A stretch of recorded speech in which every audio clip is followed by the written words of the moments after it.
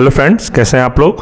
Friends, BPSC TRE 4 का exam का आप तैयारी कर रहे हैं तो मॉडर्न हिस्ट्री में जितने भी प्रश्न आएंगे यह क्लास आप देख लेते हैं तो इससे बाहर आपका प्रश्न नहीं आएगा, क्योंकि यह जो क्लास मैं आपको करवाऊंगा बीपीएससी अभी तक जितने भी एग्ज़ाम कंडक्ट कराई है सबका प्रीवियस ईयर विथ एक्सप्लेन के साथ यह क्लास आपके लिए रहेगा। और फ्रेंड्स, इस वीडियो में यह खास बात है कि अगर आप एक प्रश्न को जब पढ़ेंगे और उसका आंसर पढ़ने के बाद जब उसका एक्सप्लेन देखेंगे ना तो आपको उससे कम से कम 2 से 3 प्रश्न और उससे आपका क्लियर हो जाएगा। पिछले वीडियो में मैंने आपको 132 प्रश्न तक करा दिया था, एक पार्ट हो चुका था कंप्लीट। मैंने कहा था कि इसको मैं 2 से 3 पार्ट में पूरा मॉडर्न हिस्ट्री कवर करूंगा। अगर आपने पार्ट 1 नहीं देखा है तो इस वीडियो के डिस्क्रिप्शन में लिंक दे दिया जाएगा, पहले आप जाके वो देख लीजिए, उसके बाद यह वीडियो देखिएगा तो आपको अच्छे से समझ में आ जाएगा। और फ्रेंड्स, वीडियो को स्किप करके नहीं देखिएगा, नहीं तो आपको समझ में नहीं आएगा। और फ्रेंड्स, टीआरई 4 में मॉडर्न हिस्ट्री में जितने भी प्रश्न बनेंगे आपका यहाँ से 100% बन जाएगा, क्योंकि बीपीएससी ज़्यादातर अपना एग्जाम में प्रीवियस ईयर को ज़्यादा फॉलो किए। मैं आपको एक दिखाऊंगा एक प्रूफ के साथ, 1 से 2 दिन में वो वीडियो आपको मिल जाएगा जिसमें से ज़्यादातर प्रश्न प्रीवियस ईयर से पूछा गया था। तो चलिए फ्रेंड्स, आज का क्लास हम शुरू करते हैं। 132 तक मेरा क्लास कंप्लीट हो गया था, आप जाके वो वीडियो देख सकते हैं। तो चलिए शुरू करते हैं आगे। प्रश्न है, मुझे विश्वास है कि कांग्रेस अपने विनाश की तरफ जा रही है और मेरी यह बड़ी इच्छा भारत में रहते हुए होगी कि इसके शांति प्रिय निधन के लिए इसका सहायक बनूं। यह किसने लिखा है? तो यह किसने लिखा है? तो इसका सही आंसर हो जाएगा ऑप्शन सी, लॉर्ड कर्जन ने। इसके बारे में थोड़ा हम लोग डिटेल में पढ़ते हैं।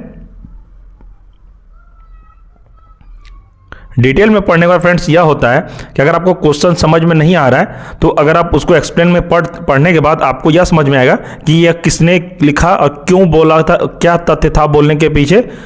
और एक प्रश्न में आपको कम से कम 3 से 4 प्रश्न क्लियर होगा। जैसे मैं देखिए आपको बता रहा हूं, इसमें अंग्रेज शासक समझते थे कि नरमपंथियों के नेतृत्व में कांग्रेस काफी कमजोर है, जनता में इसकी पैठ नहीं है, अतः इसे खत्म किया जा सकता है। इस नीति के सबसे बड़े प्रवक्ता थे लॉर्ड कर्जन। वर्ष 1900 में कर्जन ने कहा था, मुझे विश्वास है कि कांग्रेस अपने विनाश की तरफ जा रही है और मेरी यह बड़ी इच्छा भारत में रहते हुए होगी कि इसके शांति प्रिय निधन के लिए इसका सहायक बनूं। वर्ष 1903 में उन्होंने मद्रास के गवर्नर को लिखा, जब से मैं भारत आया हूं मेरी नीति यही रही है कि किसी भी तरह कांग्रेस को नपुंसक बना दूं। कर्जन के कांग्रेस अध्यक्ष के नेतृत्व में प्रतिमंडल से मिलने से इनकार कर दिया। फ्रेंड्स, इसी तरह का प्रश्न आप भी जब पढ़िएगा तो ऐसे ही आपको एग्जाम में क्वेश्चन आएगा तो आपको एग्जाम में एक भी प्रश्न नहीं छूटेगा। अगर आपके पास बुक है तो बुक में भी जब आप पढ़िएगा तो इसे कोई भी प्रश्न पढ़िए, उसके बाद इसका डिटेल वाला जरूर एक बार आप देख लीजिए। जिसको समझ में लगता है कि ये मुझे प्रश्न समझ में नहीं आ रहा है तो अगर आप उसका एक्सप्लेनेशन देख लीजिएगा तो आपको 100% समझ में आ जाएगा। आगे प्रश्न देखते हैं। निम्न में से किस वायसराय के कार्यकाल में भारतीयों को राय बहादुर और खान बहादुर उपाधियां प्रदान करना प्रारंभ हुआ? तो किस वायसराय के काल में यह हुआ था? तो इसका सही आंसर है ऑप्शन बी, लॉर्ड लिटन के कार्यकाल में शुरू हुआ था। इसका डिटेल में हम लोग पढ़ते हैं। लॉर्ड लिटन के कार्यकाल में भारतीयों को राय बहादुर और खान बहादुर की उपाधियां प्रदान करना प्रारंभ हुआ। वर्नाक्यूलर प्रेस एक्ट 1878 ईस्वी में लॉर्ड लिटन के काल में पारित किया गया था। फ्रेंड्स, आपका एक प्रश्न यहां से और बनता है कि वर्नाक्यूलर प्रेस एक्ट आपको एग्जाम में पूछेगा कि वर्नाक्यूलर प्रेस एक्ट कब आया था या कब लाया गया था? तो 1878 ईस्वी में। किसके कार्यकाल में? तो लॉर्ड लिटन के काल में यह पारित किया गया था। तो फ्रेंड्स, याद रखिएगा यह प्रश्न आपके एग्जाम के लिए बहुत ही इंपॉर्टेंट है। टीआरई 4 में यह प्रश्न आने की प्रबल संभावना, इसलिए आप लोग इसको नोट डाउन जरूर कर लीजिएगा। आगे प्रश्न देखते हैं। अधिकतर नरमपंथी नेता थे, तो अधिकतम नरमपंथी नेता कहां से थे? शहर से थे कि ग्रामीण से थे? तो इसका सही आंसर हो जाएगा शहर से थे। नरमपंथी नेता ज्यादातर शहरी क्षेत्रों से थे। अब देखते हैं नरमपंथी नेता में कौन कौन थे। इसलिए मैं कह रहा हूं फ्रेंड्स, घटना चक्र जो आप किताब पढ़िएगा ना उसमें सबसे इंपॉर्टेंट ये है कि क्वेश्चन के साथ आपको एक्सप्लेन मिलेगा और एक्सप्लेन के साथ साथ आपको उसमें दिखने को मिलेगा। जैसे नरमपंथी नेता कौन थे आपको अभी पता नहीं होगा, इसी में जब आप इसका डिटेल में पढ़िएगा, जैसे इसका एक्सप्लेनेशन दिया है, तो आपको समझ में आ जाएगा नरमपंथी नेता कौन थे। चलिए देखते हैं। उदारवादी राजनीति या राजनीतिक भिक्षावृत्ति के युग में अधिकांश नरमपंथी नेता तथा दादा भाई नौरोजी, फिरोज शाह मेहता और दिनसा वाचा वोमेश बनर्जी और सुरेंद्रनाथ बनर्जी जैसे नेता शहरी क्षेत्रों से संबंधित थे। फ्रेंड्स देख लिए कौन कौन नेता थे, एक बार फिर से मैं आपको दिखा रहा हूं। पहला है यहां पे दादा भाई नौरोजी, फिरोज शाह मेहता, दीनानाथ वाचा, वोमेश बनर्जी और सुरेंद्रनाथ बनर्जी जैसे नेता शहरी क्षेत्रों से संबंधित थे। ये नरमपंथी नेता थे। आगे, इस काल में कांग्रेस पर समृद्धशाली मध्यम वर्गीय बुद्धिजीवियों का, जिनमें वकील, डॉक्टर, इंजीनियर, पत्रकार एवं साहित्यिक व्यक्ति सम्मिलित थे, का अधिकार था। उपाधियां और बड़े बड़े पद इन लोगों के लिए आकर्षण रखते थे। कांग्रेस में आने वाले ये प्रतिनिधि बड़े बड़े नगरों से आते थे और जनसाधारण से इनका कोई संपर्क नहीं था। फिरोज शाह मेहता ने स्वयं कहा था, कांग्रेस की आवाज़ जनता की आवाज़ नहीं है। फ्रेंड्स आपका एक प्रश्न यहाँ से और बनता है, एग्जाम में आपको प्रश्न आएगा कि यह कथन किसका है कि कांग्रेस की आवाज़ जनता की आवाज़ नहीं है, तो यह किसने कहा था? तो यह फिरोज शाह मेहता ने कहा था। आपका ये एक प्रश्न यहाँ से बन गया। तो फ्रेंड्स मैं जो बोलूँगा आप कॉपी पेन लेके बैठ जाइए और नोट करिए। जो मैं आपको नोट करने बोलूँ आप नोट कर लीजिए। इंपॉर्टेंट प्रश्न रहेगा आपके लिए, जब एग्जाम आएगा तो शॉर्ट रिवीजन के लिए ये बेस्ट आपका नोट्स बना हुआ रहेगा अभी से। आगे, परंतु उनके साथ रहने वाले अन्य देशवासियों का यह कर्तव्य है कि वे इनकी भावनाओं को समझें और उन्हें व्यक्त करें और उनके उपचार को प्रयत्न करें।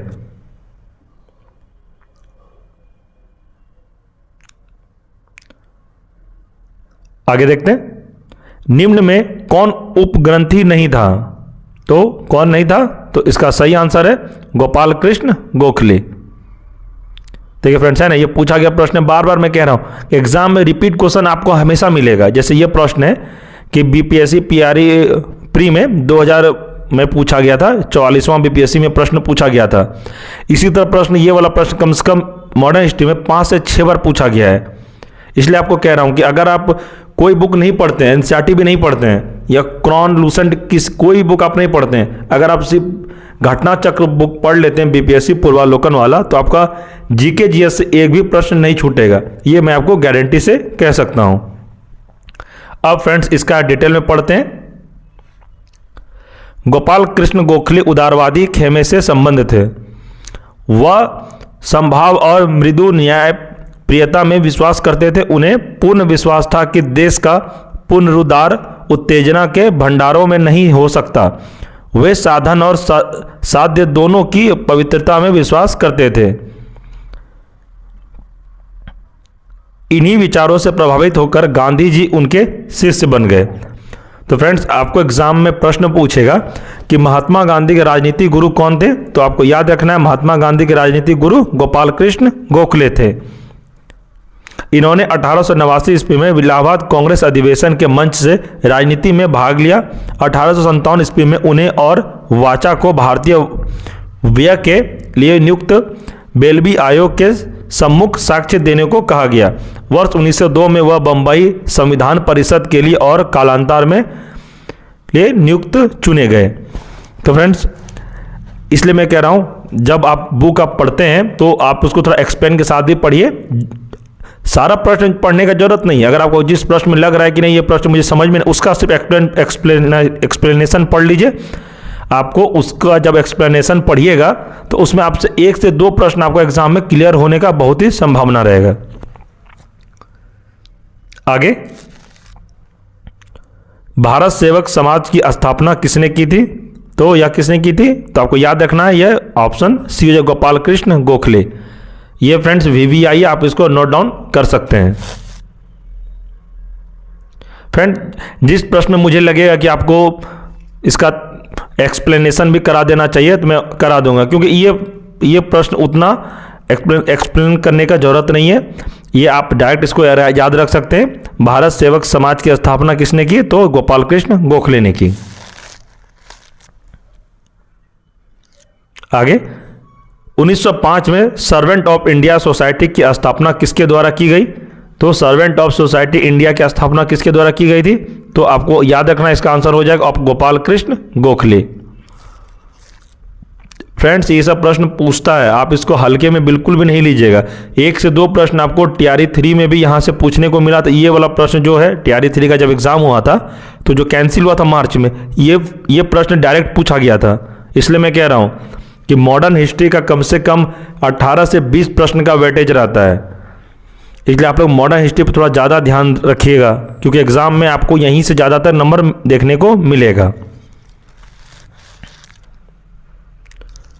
आगे, रजनी पामदत्त ने कहा वे साम्राज्यवाद से लड़ते भी थे और सहयोग भी करते। उन्होंने किस राजनीतिक गठबंधन के बारे में यह कहा? तो यह किसके बारे में कहा था उन्होंने? तो इसका आंसर हम लोग देख लेते हैं। इसका आंसर हो जाएगा ऑप्शन ए, भारतीय राष्ट्रीय कांग्रेस के बारे में। आगे, भारतीय राष्ट्रीय आंदोलन गर्मपंथियों के प्रभावाधीन आया, तो कब आया था? तो 1906 के बाद। तो याद रखिएगा ऑप्शन ए आंसर इसका हो जाएगा। बाल गंगाधर तिलक लोकमान्य तिलक के नाम से जाने लगे जब? कब जाने लगे ये? तो इसका आंसर हो जाएगा ऑप्शन ई, उपयुक्त में से कोई नहीं, उपयुक्त में से एक से अधिक। तो इसके बारे में हम लोग एक बार डिटेल पढ़ते हैं। ब्रिटिश सरकार ने बाल गंगाधर तिलक को पुणे के असिस्टेंट कलेक्टर रैंड की हत्या के मामले में अभियुक्त बनाया। तिलक को दोषी पाया गया और उन्हें 18 माह के कठोर कारावास की सजा सुनाई गई। जब वे जेल से बाहर आए तो वे एक राष्ट्रीय नायक के रूप में उभरे और उन्हें लोकमान्य की उपाधि प्राप्त हुई। इस तरह किसी एक घटना नहीं बल्कि अनेक राष्ट्रवादी कार्यों के बाद तिलक को लोकमान्य की उपाधि दी गई। अगला देखते हैं। निम्नलिखित में से कौन सा नेता कांग्रेस के गर्म दल से संबंधित था?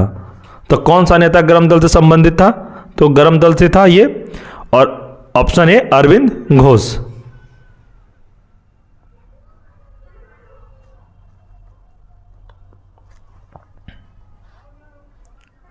आगे, नेशनल काउंसिल ऑफ एजुकेशन की स्थापना कब हुई? तो आपको याद रखना है, एग्जाम में आपको प्रश्न, ये वाला प्रश्न आपको टीआरई 3 में देखने को जरूर मिलेगा, क्योंकि ये वाला प्रश्न टीआरई 1 में भी आया था और आपको टीआरई 4 में भी देखने को मिलेगा। तो इसका आंसर हो जाएगा ऑप्शन डी, 15 अगस्त 1906 में। फ्रेंड्स, आप किसी भी क्लास का तैयारी करें, पीआरटी से लेके पीजीटी तक में, सभी के लिए यह इंपॉर्टेंट क्लास है। ये आप नहीं सोचिएगा कि ये मेरा क्लास नहीं है, हम पीआरटी का तैयारी कर रहे हैं फिर हम पीजीटी में नहीं आएगा। ये हो सकता है कि मॉडर्न हिस्ट्री का जो पोर्शन है प्राइमरी में ज़्यादा है और 6 to 8 में जिसका हिस्ट्री ऑनर्स है उसका मॉडर्न हिस्ट्री का प्रश्न ज़्यादा है। लेकिन फ्रेंड्स, जिसका जनरल पेपर है 40 नंबर का, उसको भी तो मॉडर्न हिस्ट्री पढ़ना ही पड़ेगा। ऐसा थोड़ी कि बिना मॉडर्न हिस्ट्री पढ़े वो उस एग्जाम उसका क्लियर हो जाएगा। इसलिए मैं कह रहा हूँ मॉडर्न हिस्ट्री सभी के लिए इंपॉर्टेंट है। या कोई भी ना समझे कि ये मेरे लिए इंपॉर्टेंट नहीं, मुझे नहीं पढ़ना। एग्जाम में फिर आपको पता चलेगा, रियलाइज करने से कोई फायदा नहीं होगा कि काश पढ़े रहते। ये काश वर्ड आपके नज़र में नहीं आना चाहिए। इसलिए कह रहा हूँ अभी टाइम है, पढ़ लीजिए। और ये भी मत सोचिए कि बहुत टाइम है, इसलिए मैं आपको कंटिन्यू क्लास करा रहा हूँ कि पहले कंप्लीट कोर्स हो जाएगा, उसके बाद मैं आपको सिर्फ रिवीजन करवाऊंगा। चलिए आगे बढ़ते हैं। राष्ट्रीय आंदोलन में निम्न में से किसको नरम दलीय के तौर पर नहीं जाना जाता है? तो किसे नहीं जाना जाता है? तो इसका आंसर होगा बाल गंगाधर तिलक, ऑप्शन ए। कांग्रेस के नरम दल के नेताओं की आंदोलन की पद्धति थी, तो कौन सी पद्धति थी? तो इसका आंसर हो जाएगा ऑप्शन बी, राजा वामनभद्र आंदोलन।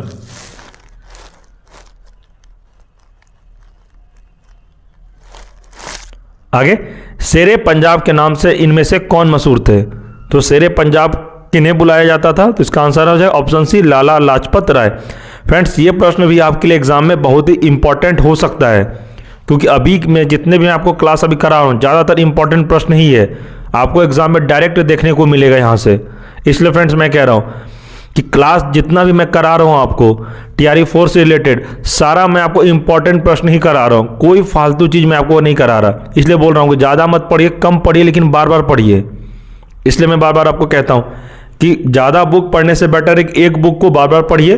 और मैं आपको गारंटी करता हूँ कि TRE 4 का जो आपका जो एग्जाम में क्वेश्चन बनेगा, मेरे पढ़ाया गया जितने भी मैंने क्लास पढ़ाया, मैं आपको बाद में रिव्यू दूंगा कि इससे आपको एग्जाम में कम से कम 50 से 70% आपको क्वेश्चन देखने को मिलेगा।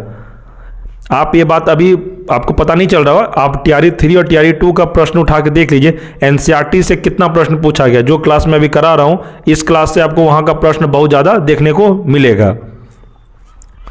तो चलिए आगे बढ़ते हैं क्वेश्चन में। याद रखिएगा फ्रेंड्स, शेरे पंजाब के नाम से लाला लाजपत राय को जाना जाता था। आगे, अभिनव भारत से कौन संबंधित थे? तो यह कौन संबंधित है? इसका आंसर है BD सावरकर। नेक्स्ट, मुजफ्फरपुर में किंग्स फोर्ट की हत्या का प्रयास कब किया गया? तो आपको इसका ईस्वी याद रखना है। इसका आंसर हो जाएगा 1908।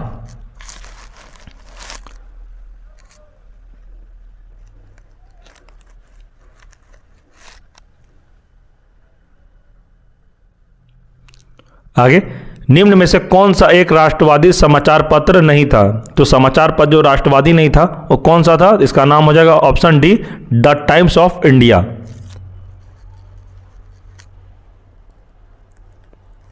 आगे, क्रांतिकारी गतिविधियों के साथ कौन सी पत्रिका जुड़ी हुई नहीं थी? तो यह कौन सी पत्रिका जुड़ी हुई नहीं थी? तो इसका आंसर हो जाएगा option D, young India. Friends, मैं यंग इंडिया के बारे में आपको थोड़ा इसमें डिटेल में आपको पढ़ा देता हूं, आपको यहां से प्रश्न ज़्यादातर देखने को मिलेगा। चलिए देखते हैं। यंग इंडिया पत्रिका क्रांतिकारी गतिविधियों के साथ जुड़ी हुई नहीं थी। यंग इंडिया पत्रिका का संपादन किसने किया था? तो ये महात्मा गांधी ने किया था। आपको एग्जाम में प्रश्न अगर आया कि यंग इंडिया जो थे वो पत्रिका का संपादन किसने किया था, तो आपको याद रखना यह महात्मा गांधी ने किया था। महात्मा गांधी अहिंसक आंदोलन के समर्थक थे। वर्ष 1913 में सोहन सिंह भाकना ने Hindustan association of the Pacific coast नामक संस्था की स्थापना की। इस संस्था ने गदर नामक अखबार निकाला, जिससे इस संस्था का नाम भी गदर पार्टी पड़ गया। युगांतर तथा संध्या पत्रिकाएं भी क्रांतिकारी गतिविधियों से संबंधित थी। तो याद रखिएगा फ्रेंड्स, यह क्वेश्चन आपको एग्जाम में देखने को मिल सकता है। आगे, नीचे दिए गए विकल्पों में से राष्ट्रवादी समाचार पत्रों द हिंदू, केसरी, बंगाली, हिंदुस्तानी सुधारक के संपादकों के नाम का सही संयोजन ज्ञात कीजिए। तो इसमें सही संयोजन क्या हो जाएगा? इसका आंसर हो जाएगा ऑप्शन डी, जी सुब्रमण्यम अय्यर, बाल गंगाधर तिलक, सुरेंद्र नाथ बनर्जी, गंगा प्रसाद वर्मा, गोपाल कृष्ण गोखले।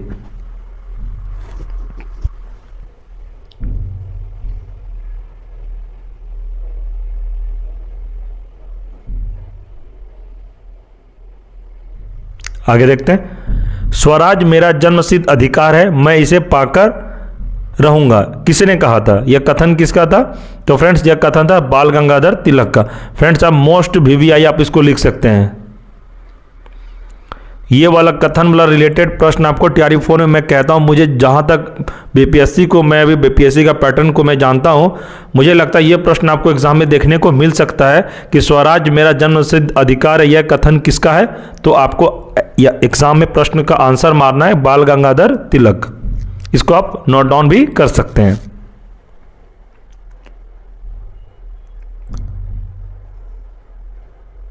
आगे, स्वराज मेरा जन्मसिद्ध अधिकार है और मैं इसे लेकर ही रहूंगा, यह किसने कहा था? ये बाल गंगाधर तिलक ने कहा था। देखिए फ्रेंड्स, ये दोबारा प्रश्न आपको देखने को मिला ना, ये देखिए 65वें BPSC प्री में 2019 में पूछा था, और इससे पहले देखिए कहां पे पूछा था, 53वां और 55वां BPSC प्री में 2011 में यह प्रश्न पूछा गया था। देखिए, इसलिए मैं कह रहा हूं कि आपको यहीं से प्रश्न ज़्यादातर एग्जाम में देखने को मिलेगा। ऐसे में कोई भी, मैं जितने भी मैं क्लास आपको करा रहा हूँ, कोई फालतू क्लास में आपको नहीं करा रहा। जो एग्ज़ाम से रिलेटेड है, जो एग्ज़ाम में प्रश्न आने के लिए प्रबल संभावना है, बस मैं वही आपको क्लास करा रहा हूँ। क्योंकि टाइम ऐसा नहीं है कि बहुत टाइम है, मैं आपको कुछ भी पढ़ा दूँ, बाद में बोलूँ कि ये मत पढ़िए, वो मत पढ़िए। मैं बस अभी जितना आपको पढ़ा रहा हूँ वो आप अच्छे से पढ़ लीजिए। मैं स्पेशल TRE 4 के लिए ही आपको पढ़ा रहा हूँ इस चैनल पर, और कुछ नहीं। इसलिए फ्रेंड्स, मैं जितना कह रहा हूँ बस उतना करिए। आपका एग्ज़ाम नहीं निकलेगा तो आप मुझे कहिएगा। और फ्रेंड्स बहुत सारे कैंडिडेट मुझे मैसेज कर रहे थे कि सर TRE 4 में 6 to 8 9th 10th PGT के लिए जनरल पेपर 40 नंबर का आता है, वो मुझे आप करा दीजिए। तो मैं दोस्तों मैं उन सभी को कह रहा हूँ कि ये जो क्लास आप कर रहे हैं, ये क्लास से भी आपका 40 नंबर क्लियर हो जाएगा। 40 नंबर में क्या प्रश्न पूछता है? जनरल पेपर रहता है, मॉडर्न से रहता है, प्लस पॉलिटी से रहता है, हिस्ट्री से रहता है, कुछ साइंस से रहता है। तो ये जितने भी मैं क्लास आपको करा रहा हूँ, आप इसी को अच्छे से कर लीजिए, आपका एग्जाम में प्रश्न एक भी नहीं छूटेगा। और रही बात 40 प्रश्न की, तो मैं आप लोगों के लिए वो स्पेशल क्लास शुरू कर दूंगा, जो स्पेशल वो 40 नंबर जनरल पेपर लोगों के लिए होगा। उसके लिए आप टेंशन मत लीजिए, बस अपने पढ़ाई पे फोकस करके अभी पढ़िए और इधर उधर मत जाए। ज़्यादा नोट्स के पीछे आप नहीं जाइएगा। कोई भी आपको नोट्स दे दे कि नहीं ये मेरे नोट्स पढ़ लो, नोट्स में मत जाइए। एग्जाम में क्या पूछता है बस वो पढ़िए। ज़्यादा पढ़ने के लिए तो बहुत है, विद्वान नहीं बनना है आपको। एग्जाम में बस अपना एक सीट कन्फर्म करना है। विद्वान पूरा लाइफ आपके पास पड़ा हुआ है विद्वान बनने के लिए। अब चलिए नेक्स्ट प्रश्न देखते हैं। भारतीय क्रांति की जननी किसे कहा गया है? तो भारतीय क्रांति की जननी किसे कहा गया है? तो इसका आंसर हो जाएगा option D, madam Bhikaji Rustom Cama को। तो याद रखिएगा इसको।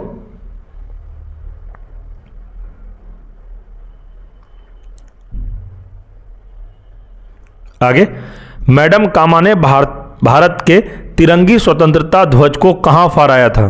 तो इसका आंसर हो जाएगा ऑप्शन सी, स्टुटगार्ट में। आगे देखिए, इन्हीं के बारे में कितना प्रश्न कंटिन्यू पूछा गया है। मैडम कामा ने 1907 में प्रथम तिरंगा ध्वज कहां फहराया था? तो इसका आंसर हो जाएगा ऑप्शन डी, स्टुटगार्ट।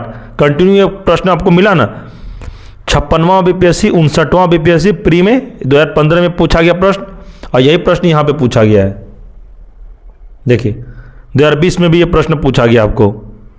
इसलिए मैं बार बार कहता हूं कि प्रीवियस ईयर आप नहीं पढ़ना चाहते हैं कोई बुक, तो प्रीवियस ईयर BPSC पूर्वालोकन का बुक आप अच्छे से पढ़ लीजिए। आपका GK GS से एक भी प्रश्न नहीं छूटेगा, मैं आपको गारंटी के साथ कह सकता हूं। आगे, लंदन में इंडिया हाउस के संस्थापक कौन थे? तो लंदन में इंडिया हाउस के संस्थापक कौन थे? तो इसका आंसर हो जाएगा ऑप्शन ए, श्यामजी कृष्ण वर्मा थे।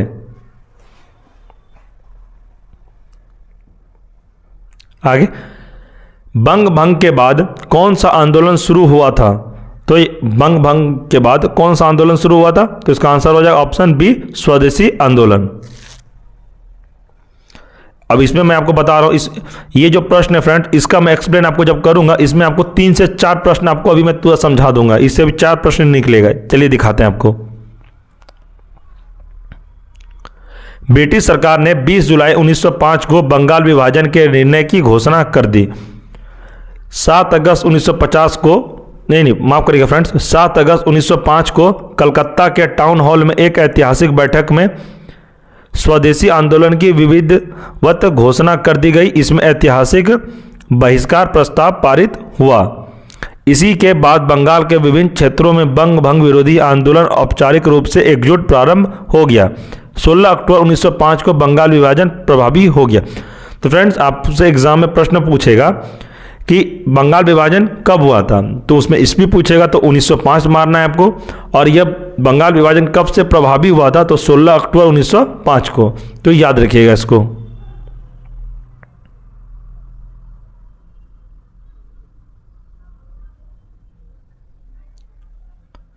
आगे, लॉर्ड कर्जन द्वारा 1905 में किया गया बंगाल विभाजन किस वर्ष रद्द हुआ?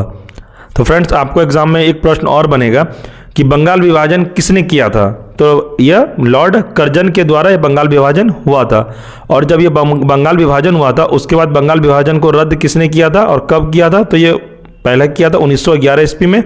और किसने किया था, चलिए मैं आपको डिटेल में पढ़ के बता रहा हूं। दिसंबर 1911 में ब्रिटिश सम्राट जॉर्ज पंचम और महारानी मैरी के भारत आगमन पर उनके स्वागत हेतु दिल्ली में एक दरबार का आयोजन किया गया। दिल्ली दरबार में ही 12 दिसंबर 1911 को सम्राट ने बंगाल विभाजन को रद्द घोषित किया। साथ ही कलकत्ता की जगह दिल्ली को भारत की नई राजधानी बनाए जाने की घोषणा की। घोषणा के अनुरूप बंगाल को नए एक प्रांत के रूप में पुनर्गठित किया। उड़ीसा तथा बिहार को इससे अलग कर दिया। असम को एक नया प्रांत बनाया गया जैसा कि उसकी स्थिति 1874 ईस्वी में थी तथा सिलहट को इसमें जोड़ दिया गया। तो याद रखिएगा फ्रेंड्स, इतना प्रश्न आपको एग्जाम में देखने को मिल सकता है। आगे देखते हैं, कांग्रेस ने स्वराज प्रस्ताव वर्ष 1905 में पारित किया। प्रस्ताव का उद्देश्य क्या था? तो इसका उद्देश्य यही था कि ऑप्शन बी, स्वशासन सुनिश्चित करना।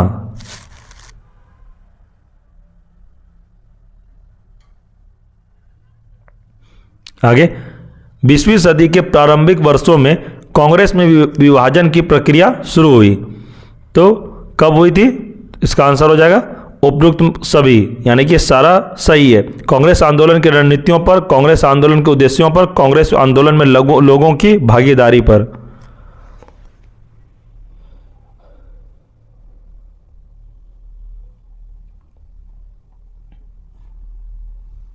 आगे, मुसलमान यदि खुश और संतुष्ट है तो भारत में ब्रिटिश शक्ति का महत्व बचा होगा। यह किसने लिखा है? तो यह किसने लिखा है? तो यह लिखा है ऑप्शन सी, W हंटर ने। तो याद रखिएगा, आपसे ये कथन से रिलेटेड आपसे एग्जाम में 1 से 2 प्रश्न आपको देखने को मिल सकता है, क्योंकि बीपीएससी अभी तक में एग्जाम जितने भी कंडक्ट कराती है उसमें कथन से रिलेटेड प्रश्न आपको 1 से 2 प्रश्न अवश्य रहेगा।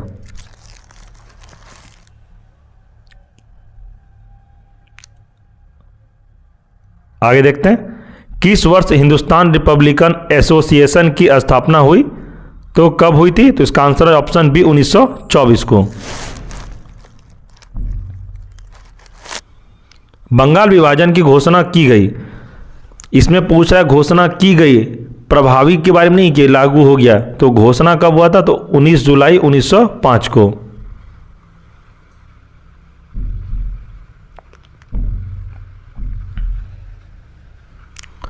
करजन वैली की हत्या के आरोप में किसे मृत्यु दंड दिया गया? फ्रेंड्स, ये टीआरई 3 में जो जुलाई में एग्जाम हुआ जिसका रिजल्ट अभी आया, ये टीआरई 3 में प्रश्न पूछा गया है, डायरेक्ट प्रश्न पूछा गया है। अगर आपको विश्वास ना हो, जो मैं एनसीईआरटी किताब को जो करा रहा हूँ उसमें यह प्रश्न मैंने आपको दिखाया है। जो एनसीईआरटी का जो मॉडर्न हिस्ट्री का मैं पढ़ा रहा हूँ आपको अभी, उसमें यह प्रश्न आपको बता दिया था कि टीआरई 3 में यह प्रश्न पूछा गया है। और अगर फ्रेंड्स, मैं टीआरई 3 का एक वीडियो एनालिसिस किया हूँ, वो वीडियो यूट्यूब पर पड़ा हुआ है, आप जाके मेरे चैनल पे देख सकते हैं कि कितना टीआरई 3 में एनसीईआरटी बेस्ड से क्वेश्चन पूछा गया था। और फ्रेंड्स, ये जो प्रश्न है डायरेक्ट टीआरई 3 में पूछा गया। इसका आंसर हो जाएगा मदन लाल ढींगरा। करजन वैली की हत्या के आरोप में मृत्युदंड मदन लाल ढींगरा को दिया गया था।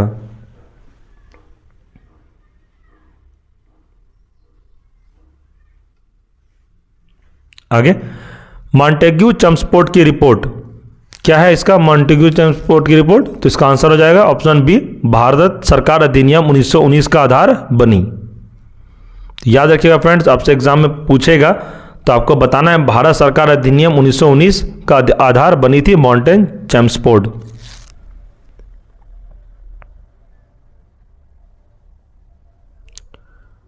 New lamp for old lake श्रृंखला 1893-94 में सर्वहारा वर्ग के साथ संपर्क से बाहर होने के लिए कांग्रेस की आलोचना की गई थी। इन लेखकों का लेखक कौन था? तो इसका लेखक कौन था? तो इसका लेखक था ऑप्शन ए, अरविंद घोष। आगे, काकोरी ट्रेन डकैती कांड में किन क्रांतिकारियों को फांसी की सजा दी गई थी? तो काकोरी ट्रेन जो डकैती हुआ था उसमें किसको फांसी दी गई थी? तो इसका आंसर हो जाएगा, आपको याद रखना है ऑप्शन ए, राम प्रसाद बिस्मिल और अशफाक उल्लाह को और राम प्रसाद बिस्मिल्लाह को।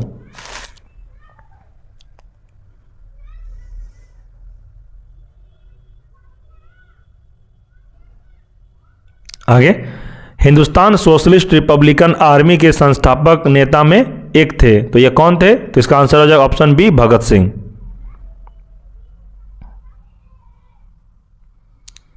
आगे देखते हैं, निम्नलिखित पंक्तियों को किसने लिखा? सरफरोशी की तमन्ना अब हमारे दिल में है, देखना है जोर कितना बाजू है कातिल में है। तो यह किसने लिखा था? तो इसका आंसर हो जाएगा ऑप्शन बी, राजगुरु ने।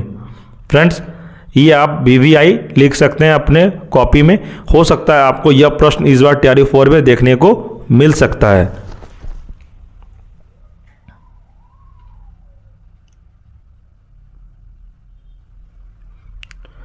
प्रसिद्ध गीत सरफरोशी की तमन्ना अब हमारे दिल में है के रचयिता कौन थे? तो आपको अभी मैं जस्ट पढ़ाया हूँ, सूर्यसेन नहीं थे, चंद्रशेखर आजाद नहीं थे, सरदार भगत सिंह नहीं थे, राम प्रसाद बिस्मिल्ला नहीं थे। तो इसका आंसर ऑप्शन ई, उपरोक्त में से कोई नहीं। इसका आंसर हो जाएगा राजगुरु।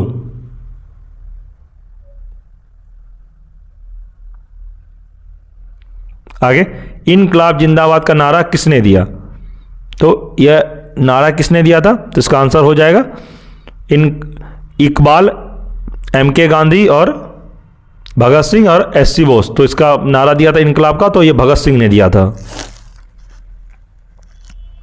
आगे, भगत सिंह, राजगुरु तथा सुखदेव को कब फांसी दी गई? तो इसका आंसर हो जाएगा ऑप्शन ए, 23 मार्च 1931 को। तो याद रखिएगा फ्रेंड्स, 23 मार्च 1931 को भगत सिंह को फांसी दिया गया था और राजगुरु तथा सुखदेव को भी, तीनों को साथ साथ ही फांसी दिया गया था। अगर आपको प्रश्न एग्जाम में पूछेगा सुखदेव को फांसी कब दी गई, तो उसका भी डेट यही होगा, 23 मार्च 1931।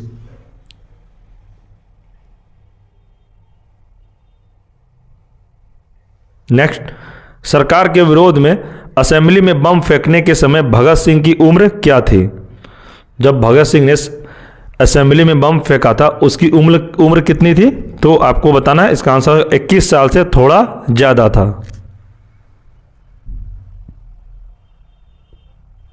आगे, अनुशीलन समिति थी तो क्या थी? ऑप्शन डी, एक क्रांतिकारी संगठन अनुशीलन समिति थी।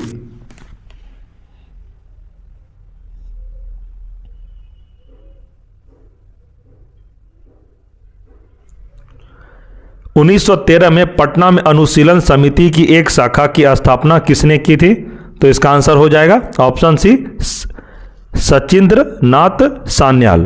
तो याद रखिएगा फ्रेंड्स, ये प्रश्न भी आपके एग्जाम के लिए इंपॉर्टेंट है, तो आप इसे भी नोट कर सकते हैं अपने कॉपी में। और एग्जाम के टाइम में शॉर्ट, देखिए फ्रेंड्स, खुद का बनाया हुआ नोट्स किसी भी टीचर से बेटर होता है, क्योंकि आपको पता रहता है कि इस नोट्स में मैंने कहाँ पर क्या लिखा है। और वही एग्जाम के लिए आपके लिए, जब एग्जाम आपका नज़दीक रहेगा तो शॉर्ट रिवीजन के लिए वो सब नोट्स आपके लिए हेल्पफुल रहेगा। वैसे तो मैं अपना टेलीग्राम पे सारा नोट्स आपको प्रोवाइड कर ही रहा हूं, लेकिन आप खुद का भी नोट्स अपना बनाइए।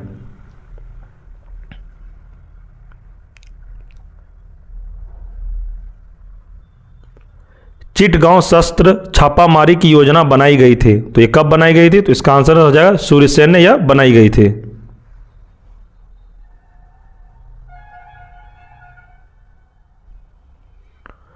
चटगांव शस्त्रागार धावे से कौन संबंधित है? तो इसका आंसर हो जाएगा ऑप्शन डी, सूर्यसेन इससे संबंधित है।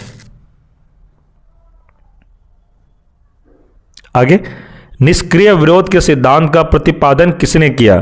तो ये जो प्रतिपादन किसने किया था निष्क्रिय विरोध का? तो इसका आंसर हो जाएगा ऑप्शन डी, अरविंद घोष ने।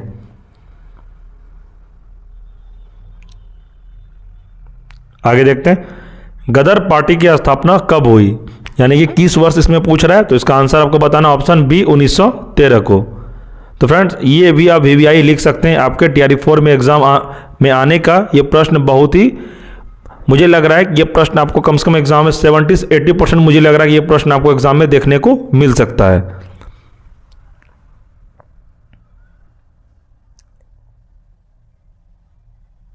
आगे, गदर क्रांति छिड़ने का सबसे महत्वपूर्ण कारण क्या था?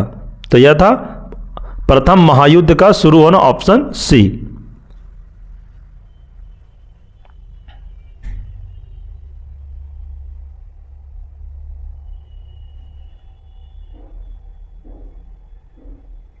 आगे, गदर पार्टी की स्थापना कहां पर हुई थी? तो इसका आंसर हो जाएगा ऑप्शन बी, संयुक्त राज्य अमेरिका में गदर पार्टी की स्थापना हुई थी। तो याद रखिएगा फ्रेंड्स, मैं जितने भी प्रश्न आपको करा रहा हूं ये आपके BPSC TRE 4 को एग्जाम को देखते हुए मैं करा रहा हूं, और एग्जाम में आपका प्रश्न यहीं से आएगा, इससे बाहर प्रश्न बिल्कुल भी नहीं आएगा। आप ये लिख लीजिए, और आपको अगर मेरी बात पे भरोसा नहीं है तो आप प्रीवियस ईयर का क्वेश्चन निकालिए और जितने भी मैंने भी प्रश्न आपको बताया है उससे मिलाइएगा, यहाँ से आपको सारा प्रश्न मिल जाएगा प्रीवियस ईयर का। जितने भी एग्ज़ाम हुआ है टीआरई में 1 चाहे रहे, चाहे 2 रहे, चाहे टीआरई 3 रहे, सारा प्रश्न प्रीवियस ईयर से पूछा गया है। स्टूडेंट को पता नहीं रहता है क्या पढ़ना है, बस उसी में स्टूडेंट इधर से उधर, जो दूसरा कोई बोला, जो टीचर कुछ बोल रहा है, आप उसी के बात पे रह के कुछ से कुछ पढ़ने लगते हैं। पढ़िए वही जो एग्जाम में पूछता है। मैं बार बार कहता हूँ, पढ़ना आपको ज़्यादा नहीं, विद्वान नहीं होना, इतना पढ़िए जितना में आपका एक सीट बुक हो जाए। इसलिए मैं आपको ज़्यादा नहीं पढ़ाता, उतना ही पढ़ा रहा हूँ जो आपको एग्जाम में पूछेगा। एक्स्ट्रा पढ़ने का ज़रूरत नहीं है, ना किसी का कोर्स खरीदने की ज़रूरत है। मैं सारा आपको इसी चैनल पे कंप्लीट करा दूंगा। आगे देखते हैं, किसने कहा था स्वराज मेरा जन्मसिद्ध अधिकार है और मैं इसे लेकर रहूंगा। यह प्रश्न फ्रेंड इससे पहले भी मैंने आपको 2 बार करा दिया। ये जो प्रश्न है काफी बार एग्जाम में पूछा है। अभी तक मैंने आपको 2 से 3 बार ये प्रश्न करा दिया है। इसका आंसर हो जाएगा बाल गंगाधर तिलक।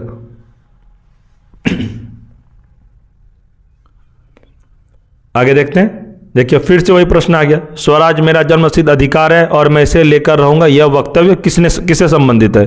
फिर वही बाल गंगाधर तिलक। ये फ्रेंड्स, ये वाला आप प्रश्न को VBI लिख सकते हैं। आपके एग्जाम में प्रश्न आने के का मुझे लगता है जैसा कि बहुत ज़्यादा चांसेस है ये प्रश्न आपको TRE 4 में देखने को मिल सकता है।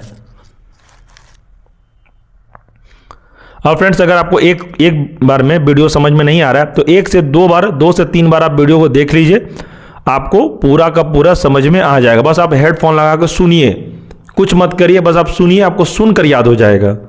और जो आपके दोस्त का तैयारी करें, दोस्त में भी इसे शेयर करिए कि वो भी इसका भी तैयारी इसका अच्छे से हो जाए।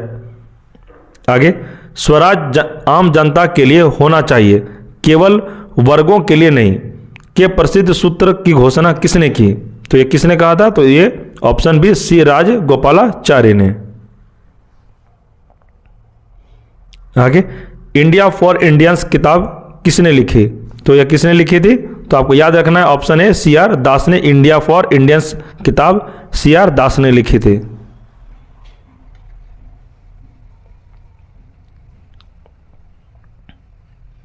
आगे देखते हैं, अनहैप्पी इंडिया पुस्तक के लेखक कौन है। अनहैप्पी इंडिया के पुस्तक के लेखक हैं, इसका आंसर हो जाएगा ऑप्शन सी लाला लाजपत राय।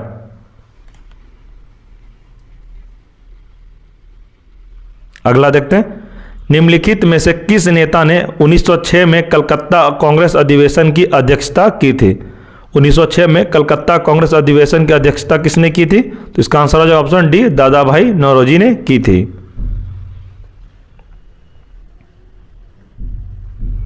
आगे, निम्नलिखित में किसने ऑल इंडिया मुस्लिम लीग की स्थापना की थी।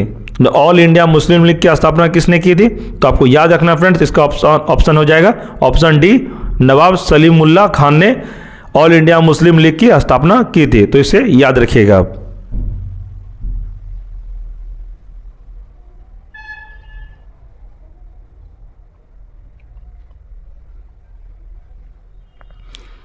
उन्नीस 1906 में मिंटो से शिमला में मिले मुसलमानों के शिष्टमंडल ने प्रार्थना की थी।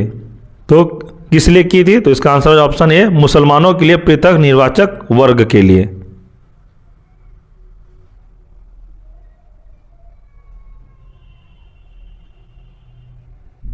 आगे, निम्न में से किस अधिनियम ने भारत में पृथक निर्वाचक मंडल का आरंभ किया। तो किस नियम ने भारत में पृथक निर्वाचक मंडल का आरंभ किया था, तो इसका आंसर हो जाएगा ऑप्शन डी भारतीय परिषद अधिनियम 1909। तो फ्रेंड्स याद रखिएगा, मैं जितने भी प्रश्न आपको करा रहा हूं सारा का सारा प्रश्न इंपॉर्टेंट। एक भी प्रश्न को आप हल्के में बिल्कुल नहीं लीजिएगा। आप मेरे बात को सीरियस हो कि अगर मेरे पे आपको ट्रस्ट है तो आप मेरे पे भरोसा रख के आप मेरे साथ पढ़िए। जितना मैं आपको पढ़ा रहा हूँ बस मेरे साथ आप क्लास करिए, जितना कहता हूँ उतना ही करिए और जो जो मैं कह रहा हूँ उसी को फॉलो करिए। आपका एग्ज़ाम क्लियर होने से कोई नहीं रोक सकता। आप लोग BPSC का पैटर्न को अभी तक समझ नहीं पाए हैं और मैं जो पढ़ा रहा हूँ BPSC का पैटर्न को समझ, इससे पहले भी मैंने पढ़ाया था तो बहुत सारे स्टूडेंट का रिजल्ट हुआ था। इसलिए मैं फ्रेंड्स बार बार कह रहा हूँ कि आप अच्छे से क्लास करिए और आपको कुछ दिन के बाद और बहुत सारा नोट्स आपको इस ग्रुप में यानी कि टेलीग्राम ग्रुप में मिलता रहेगा। एग्जाम में पूछा गया प्रश्न इंपॉर्टेंट उसको मैं टाइप होने दे दिया हूँ। जब टाइप कंप्लीट हो जाएगा तो आपको मैं वो सारा नोट्स आपको फ्री में दूंगा, कोई इसका चार्जेस नहीं है।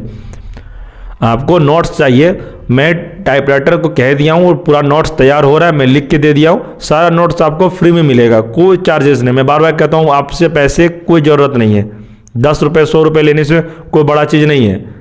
आप बस अच्छे से तैयारी करिए, आपका एग्ज़ाम क्वालिफाई हो जाएगा, वही सबसे बड़ा मेरा फ़ी हो जाएगा। तो ठीक है फ्रेंड्स, आपको बस ये याद रखना कि एग्ज़ाम में आपको एक सीट कंफर्म करना है, ज़्यादा आपको पढ़ना ज़रूरत ही नहीं है, बाद में पढ़ते रहिएगा नौकरी होने के बाद। पहले आप एक रिजल्ट लीजिए, उसके बाद में विद्वान बनिए, बड़ा बड़ा किताब पढ़िए, उससे कोई दिक्कत नहीं है। चलिए आगे बढ़ते हैं। निम्नलिखित में किसका योगदान होम रूल लीग के स्थापना में नहीं था? तो किसका योगदान नहीं था? तो इसका आंसर हो जाएगा ऑप्शन डी, टी.एस. ऑलकॉट का। इसका होम रूल लीग में स्थापना में इसका कोई भी योगदान नहीं था, तो इसे याद रखिएगा आप।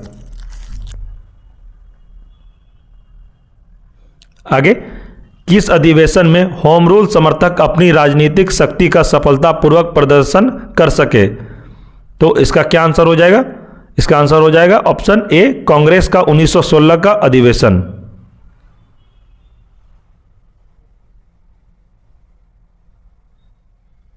आगे, शिक्षा में सुधार हेतु ब्रिटिश सरकार ने सैडलर विश्वविद्यालय आयोग कब नियुक्त किया? तो यह कब किया था इस भी पूछ रहा है इसमें फ्रेंड्स, ये भी आप वीवीआई लिख सकते हैं। तो इसका आंसर हो जाएगा ऑप्शन बी, 1917। ये प्रश्न 48वां बीपीएससी और 52वां बीपीएससी प्री में 2008 में ये पूछा गया प्रश्न है, तो आप इसे याद रखिएगा फ्रेंड्स। ज़्यादातर आपको मैं जो दिखा रहा हूँ, ज़्यादातर मैं आपको क्या बताया अभी कि ज़्यादातर एग्जाम में प्रीवियस ईयर को एग्जाम में फॉलो किया जा रहा है, ज़्यादा प्रश्न प्रीवियस ईयर का ही है ना, इसलिए कहता हूँ बार बार कि पूर्वालोकन बुक लीजिए और उसको बार बार रट जाइए एकदम। कोई किताब नहीं पढ़ते हैं तो एकदम किताब को, ये पूर्वालोकन किताब को एकदम रट जाइए, ऐसा रट जाइए कि आपको पेज नंबर तक याद हो जाए। आगे, होम रूल आंदोलन भारत के स्वतंत्रता संग्राम के एक नए चरण के आरंभ का घोतक था, क्योंकि इसका आंसर हो जाएगा ऑप्शन ए, इसने देश के सामने स्वशासन की एक ठोस योजना रखी। फ्रेंड्स इसको याद रखिएगा, इसका आंसर ए हो जाएगा।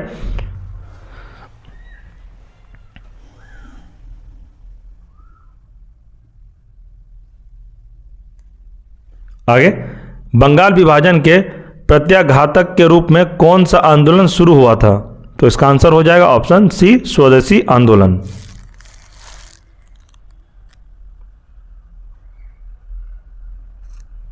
आगे, नोआखली काल में महात्मा गांधी के सचिव कौन थे? तो इसका आंसर हो जाएगा ऑप्शन सी, प्यारे लाल।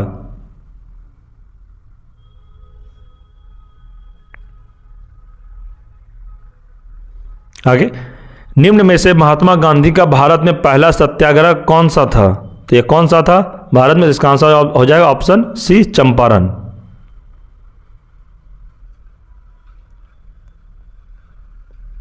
आगे देखते हैं, निम्न में से किस कॉलेज में गांधी जी ने पढ़ाई की थी? तो इसका आंसर हो जाएगा option A, Shyamlal Das college, Bhavnagar में।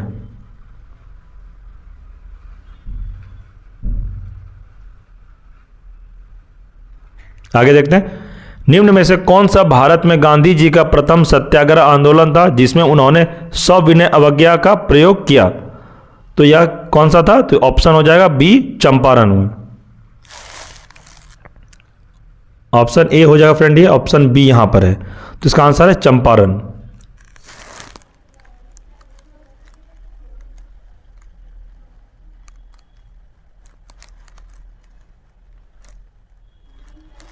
आगे, किसने यूरोपीय नील बागान मालिकों द्वारा किसानों के शोषण की तरफ गांधी जी का ध्यान आकर्षित किया? तो इसका आंसर हो जाएगा ऑप्शन बी, राजकुमार शुक्ल ने। आगे, गांधी जी को चंपारण आने का आमंत्रण किसने दिया था? तो गांधी जी को चंपारण आने का निमंत्रण किसने दिया था? तो इसका आंसर हो जाएगा ऑप्शन बी, राजेंद्र प्रसाद ने। माफ करेगा फ्रेंड्स, राजेंद्र प्रसाद नहीं, इसका आंसर हो जाएगा ऑप्शन ए, राजकुमार शुक्ल ने। आगे, चंपारण में इंडिगो के किसानों की दशा की ओर गांधी जी का ध्यान किसने आकर्षित किया? तो इसका भी आंसर हो जाएगा ऑप्शन डी, राजकुमार शुक्ल। देखिए फ्रेंड्स, ये भी आप वीवीआई लिख सकते हैं। देखिए कितना फ्रेंड्स ये वाला प्रश्न आपको रिपीट मिल रहा है। प्रश्न वही रहता है, उसका पूछने का तरीका चेंज हो जाता है। आपको इसका सेंटेंस अलग मिलेगा लेकिन क्वेश्चन वही पूछा जा रहा है। इसलिए आप लोग थोड़ा इसको ध्यान से क्वेश्चन पढ़िएगा एग्जाम में और आंसर लगाइएगा। आगे, गांधी जी द्वारा भारत में पहली बार सत्याग्रह आंदोलन बिहार में कहां प्रारंभ किया? अभी थोड़ी देर पहले मैंने आपको बताया था, इसका आंसर हो जाएगा चंपारण। इसलिए मैं कह रहा हूं फ्रेंड, रिपीट क्वेश्चन आपको बहुत मिलेगा एग्जाम में। बार बार मैं कहता हूं कि यहीं से प्रश्न आपको मॉडर्न हिस्ट्री का पूरा मिल जाएगा। 100% आप लिख लीजिए चीज को, आप मेरे बात पे भरोसा करें, आप लिख लीजिए, आपको मॉडर्न हिस्ट्री का प्रश्न पूर्वावलोकन के बाहर कहीं नहीं जाएगा। मैंने TRE 1, TRE 2, TRE 3 सारा का क्वेश्चन मैं देख चुका हूं, सारा प्रश्न यहीं से आया था। आगे देखते हैं, बिहार के कौन से स्थान में गांधी जी ने अपना प्रथम सत्याग्रह किया था? तो ये भी इसका आंसर भी चंपारण हो जाएगा। देखिए बार बार चंपारण का प्रश्न आ रहा है, तो ये भी आप VVI प्रश्न लिख सकते हैं कि गांधी जी ने अपना प्रथम सत्याग्रह बिहार में कहां किया था? तो ये चंपारण में किया था।